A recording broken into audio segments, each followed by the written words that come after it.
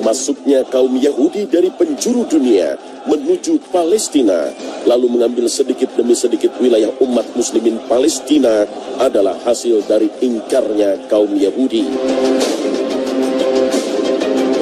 Ya, ingkar. Sifat inilah yang melekat kuat pada kaum Yahudi.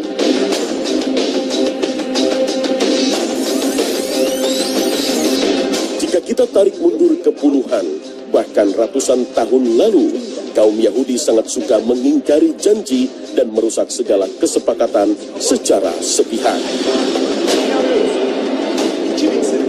Seperti para pembesar Zionis Yahudi yang mengingkari perjanjian dengan Khalifah Turki Utsmani terakhir, Sultan Abdul Hamid II rahimahullah ta'ala.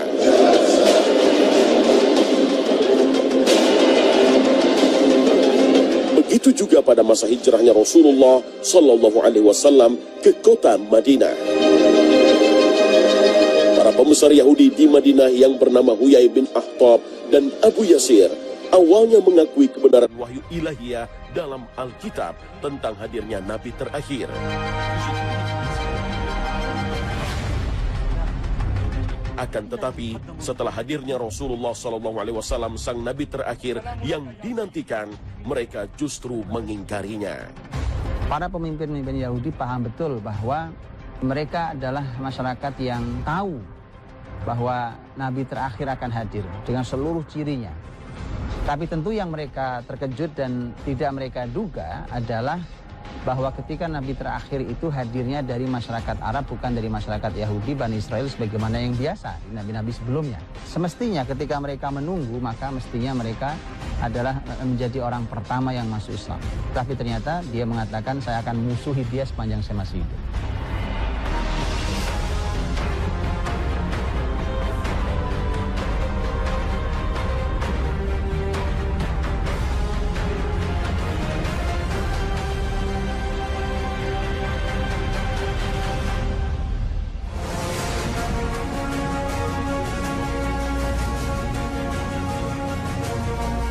Assalamualaikum warahmatullahi wabarakatuh. Selamat pagi pemirsa dan generasi muda Islam yang dirahmati Allah Subhanahu wa Ta'ala. Pagi ini, Khalifah kembali menghadirkan kepada Anda kisah dan hikmah kehidupan yang terangkum dalam Kekayaan Sejarah Islam.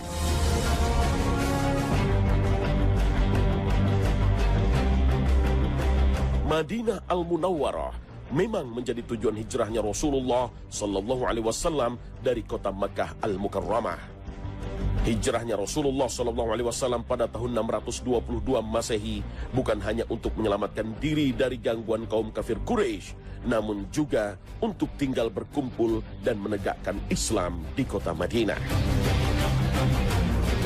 Tidak heran jika setelah Rasulullah Sallallahu Alaihi Wasallam menetap di Madinah, beliau dan para sahabat mulia giat membangun masyarakat yang Islami. Ya, kota ini memang sengaja dibangun sebagai pondasi awal dan pusat penyebaran dakwah Islam.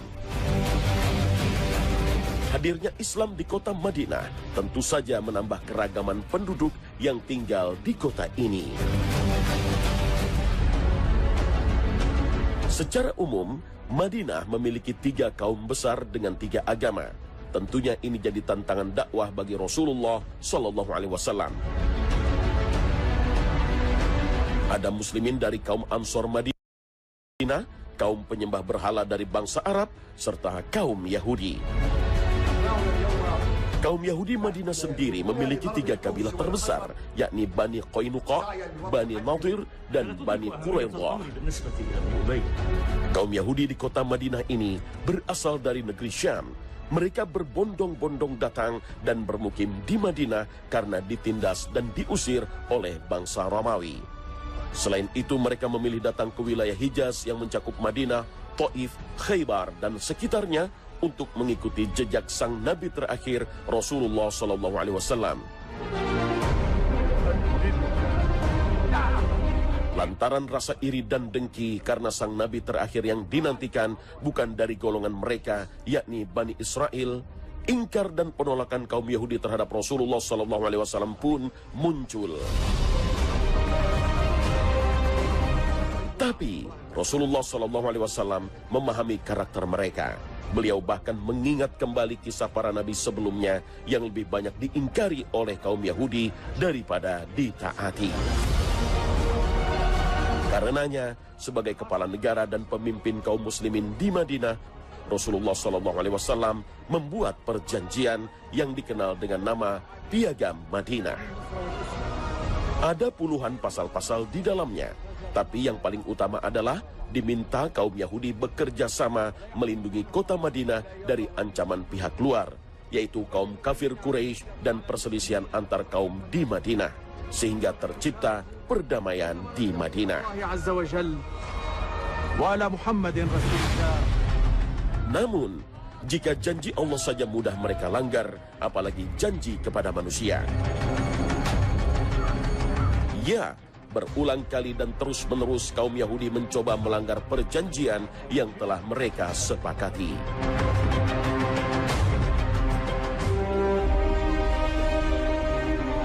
Allah Subhanahu wa taala berfirman, "Fabima naqdihim mitsaqahum la'annahum wa ja'alna qulubahum qasiyah."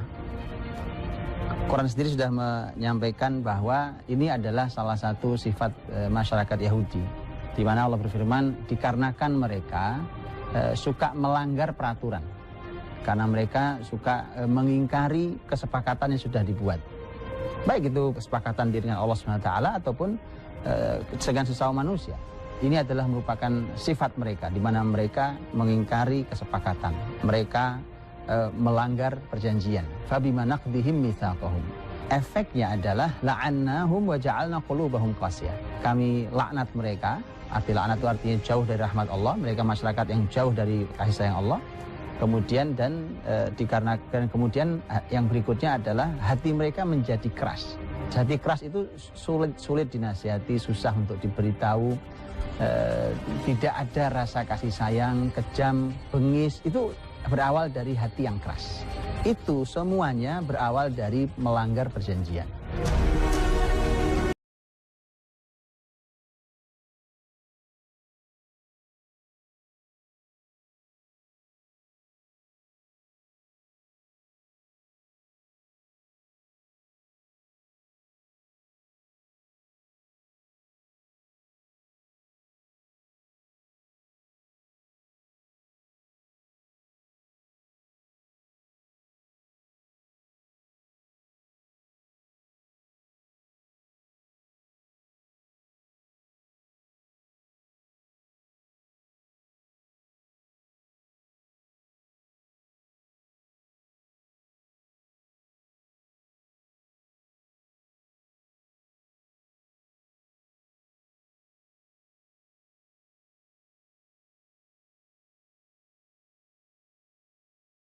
Kalimat-kalimat yang menghina muslimin bahwa sebenarnya kalian itu tidak ahli, sebenarnya karena musuh kalian terlalu lemah sehingga kalian bisa seperti itu. Padahal musuh mereka Quraisy itu bangsa Arab yang kuat, yang disegani oleh seluruh bangsa Arab. Tapi begitulah mereka mengeluarkan kalimat bahkan tidak sesuai dengan fakta pun tidak ada masalah. Itulah mereka yang biasa lakukan. Maka mereka menyampaikan kalimat-kalimat kebencian kepada muslimin dan merendahkan muslimin, dan karena mereka marah karenanya. Ini juga begitu, selalu pelajaran bahwa mereka tidak suka muslimin senang. Mereka tidak suka muslimin bahagia. Kalau ada yang nyaman, yang bahagia, maka mereka akan marah besar dan mereka akan melakukan berbagai macam upaya untuk menghilangkan kebahagiaan dan kesenangan itu. Karakter kaum Yahudi memang gemar memecah persatuan umat. Oleh karena itu, Rasulullah SAW meminta kepada para sahabat tetap sabar menghadapi sifat khas dari kaum Yahudi ini. Peristiwa di pasar Bani Qainuqa yang menjadi penyebab kedua pecahnya perang antara kaum muslimin dan Yahudi dari Bani Qainuqa di kota Madinah. Ketika seorang wanita muslimah yang belanja ke pasar Bani Qainuqa, kemudian diminta paksa untuk melepaskan jilbabnya, dan tentu dia tidak mau, dia pertahankan itu. Kemudian ditarik-tarik, dia juga tetap pertahankan itu, sampai kemudian akhirnya tanpa pengetahuan wanita itu, maka diikatlah baju bagian bawahnya, diikat dengan bagian atasnya saat wanita itu jongkok.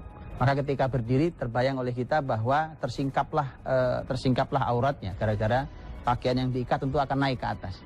Kemudian wanita ini muslimah ini berteriak minta tolong di pasar itu, dan seorang muslim yang ada di pasar itu langsung menerjang orang Yahudi dan membunuh orang Yahudi yang berlaku tidak senonoh pada muslimah itu. Dan setelah itulah kemudian muslim itu pun dibunuh oleh masyarakat Yahudi di pasar itu. Jadi Anda boleh lihat bahkan sampai pemandangan yang saya gambarkan barusan. Bukankah hari ini kita masih bisa melihat foto itu ada hari ini? Padahal itu hari ini, abad ini. Dan peristiwa yang saya sampaikan peristiwa 15 abad yang lalu. Bagaimana seorang muslimah ditarik-tarik jilbabnya. Itu semua adalah kerjaan Yahudi. Kemudian karena peristiwa itulah, maka mereka telah melanggar peraturan yang telah disepakati untuk sama-sama menjaga kenyamanan negeri ini. Ketika kabar konflik di pasar Bani Qainuqa sampai kepada Rasulullah SAW, segera beliau kumpulkan para sahabat untuk mempersiapkan pasukan melawan mereka. Tidak menunggu waktu lama, pasukan muslimin pun mengepung benteng Bani Qainuqa. Kurang lebih 15 hari berturut-turut, pasukan muslimin mengepung benteng Bani Qainuqa. Tidak ada yang berani keluar dan tidak ada yang berani masuk untuk mengantarkan persediaan makanan kepada Bani Qainuqa. Maka tak ada jalan lain bagi kaum Yahudi Bani Qainuqa kecuali tunduk pada aturan perjanjian yang telah mereka sepakati dengan Rasulullah dan menerima konsekuensinya. Akhirnya mereka pun menyerah dan terusir dari Madinah. Kekuasaan kaum Yahudi pun semakin melemah atas terusirnya Bani Qainuqa dari kota Madinah.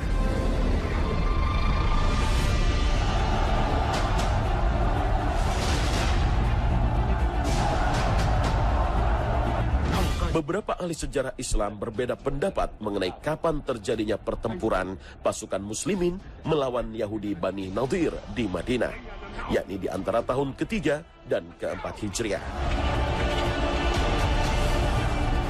Sebagaimana kaum Yahudi lainnya, mereka menolak untuk menerima fakta bahwa Nabi terakhir yang dijanjikan ternyata bukan terlahir dari bangsa mereka. Karenanya, sumpah untuk membenci dan memusuhi Rasulullah serta seluruh pengikutnya telah mengalir deras dalam darah mereka. Seperti halnya kaum Yahudi Bani Qainuqa, kaum Yahudi Bani Nadir juga melakukan pengkhianatan yang menyebabkan mereka terusir dari Madinah.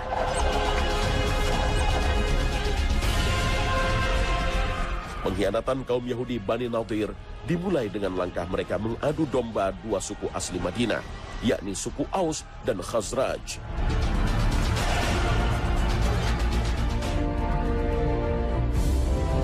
Dua suku asli Madinah yang kerap berselisih ini berhasil didamaikan berkat datangnya Rasulullah SAW ke kota Madinah. Akan tetapi, kaum Yahudi tidak senang melihatnya, terutama salah satu pembesar kaum Yahudi yang bernama Syaz bin Qais. Ini Yahudi ini tidak suka melihat perdamaian, itu tidak suka. Jadi kalau mereka bicara tentang perdamaian, sesungguhnya mereka lah yang membuat kekisruhan. Tak ada mereka ingin perdamaian itu. Maka lihat itu, begitu ini Yahudi ini lewat, kemudian melihat masyarakat ini kok Masya Allah bersatu. Dia tidak suka, maka dia segera mengutus orang.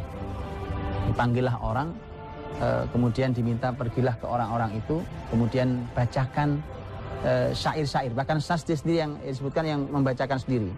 Jadi dia membacakan syair-syair sambil menangis yang bercerita tentang hari Bu'ats namanya. Hari Bu'ats adalah hari ketika dulu masyarakat Aus dan Khazraj itu perang besar. Sampai jatuh korban jiwa, perang luar biasa. Nah itu dibacakan, dikisahkan kembali sambil nangis. Lihat, mendramatisir masalahnya sambil nangis. Nah mereka yang sedang bercengkrama baik itu ingat kembali dengan masa perpecahan dulu. Akhirnya kembali muncul kesukuannya, muncul kelompoknya. Kemudian akhirnya mereka kembali lagi sifat jahiliyah yang belum tuntas. Akhirnya mereka yang sedang duduk santai dan duduk berdamai itu, maka mereka kembali perang, mereka teriak-teriak, mereka mengatakan senjata, senjata, ambil senjata. nyaris terjadi pertikaian, pertempuran antara sahabat Aus dan sahabat Khazraj. Nyaris terjadi pertempuran itu, sampai kemudian beritanya sampai ke Rasul Shallallahu Alaihi Wasallam, dan Rasul kemudian mengatakan, apakah kalian masih mempertahankan slogan-slogan jahiliyah seperti ini? Ya, dan setelah, kata Nabi, setelah Allah mempersatukan kalian, setelah Allah mempersatukan hati-hati kalian. Istilah kemudian para sahabat setelah mendengarkan kalimat Nabi SAW yang mendamaikan itu, maka mereka bersalaman, mereka berpelukan, mereka menangis sesama mereka, saling meminta maaf, kalimat yang tidak baik dan seterusnya. Itu hari yang awalnya tidak baik tapi berakhir dengan sangat indah. Kaum Yahudi Bani Nadir kembali beraksi melakukan persekongkolan dengan kaum kafir Quraisy di Mekah yang memang berencana menyerang umat muslimin di Madinah. Dan yang paling serius adalah langkah mereka melakukan rencana untuk membunuh Rasulullah SAW dengan cara menimpakan batu ke sang Nabi terakhir. Atas pengkhianatan mereka, akhirnya pasukan Rasulullah SAW pun mengepung benteng mereka. Dan kaum Yahudi Bani Nadir akhirnya menyerah dan terusir dari Madinah. Kalau para nabi yang dimuliakan saja yang mereka juga suka mengklaim bahwa mereka menghormati dan mengikuti mereka bunuh, maka apalagi orang lain. Mungkin kita tidak tega melihat anak kecil yang dibunuh, tapi jangankan anak kecil, orang mulia seperti Nabi saja mereka bunuh. Wa qatlihimul anbiya'a bighairi haqq wa qaulihim qulubuna ghulf. Dan dikarenakan mereka sendiri sudah pernah mengatakan bahwa hati kami ini sudah tertutup. Mereka mengakui itu, hati mereka sudah tertutup. Sudah nggak bisa diberi masukan, tidak bisa diberi nasihat. Ini sifat-sifat yang sebagian dari sifat yang disampaikan oleh Allah Subhanahu wa taala dalam Quran, dan ketika itu semacam stempel turun 15 abad yang lalu ayat ini, dan ini Quran terus akan ada sampai Allah kehendaki, maka sepanjang itulah tidak akan pernah berubah mereka. Sampai kapanpun, sampai hari ini, sampai kapanpun tidak akan pernah berubah. Mati satu, tumbuh 1000. Istilah inilah yang kiranya sesuai dengan tabiat masyarakat kaum Yahudi dari zaman ke zaman. Karakter mereka yang ingkar melekat kuat pada diri mereka sampai kapanpun. Rasa kemanusiaannya sudah terkelupas dari diri mereka, sehingga mereka acuh dalam setiap pengingkaran.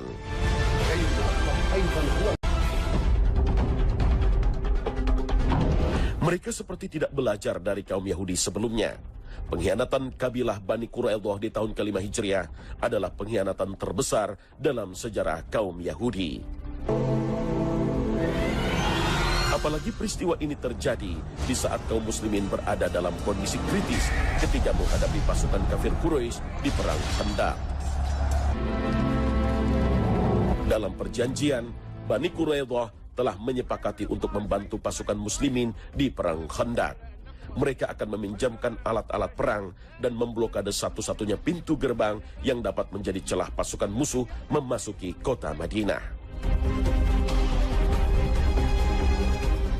Bukannya melaksanakan perjanjian, mereka justru termakan bujuk rayu Huyai bin Akhtab dari Bani Nadir untuk bersekongkol dengan pasukan kafir Quraisy. Kaum Yahudi membuka gerbang pasukan kafir Quraisy untuk memasuki kota Madinah.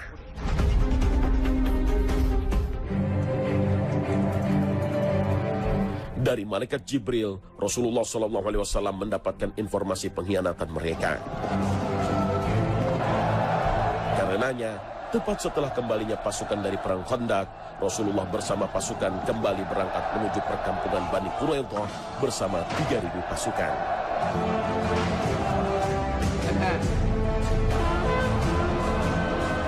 Menurut pendapat ahli sejarah, pasukan muslimin mengepung perkampungan mereka selama 20 hari. Selama waktu itu, persediaan makanan Yahudi Bani Quraidah pun menipis dan pasukan mulai lelah melawan pasukan muslimin dari dalam benteng. Karenanya, mereka pun akhirnya menerima sanksi, yaitu hukuman mati. Sekitar 400 laki-laki dewasa dari Yahudi Bani Quraidah dihukum mati. Para wanita dan anak-anak ditawan dan harta benda dibagikan kepada kaum muslimin yang membutuhkan. Adapun dari mereka yang terbukti tetap setia memegang janji dan menerima Islam, diterima dan mendapat jaminan keselamatan di Madinah. Ditebar luas seperti ini.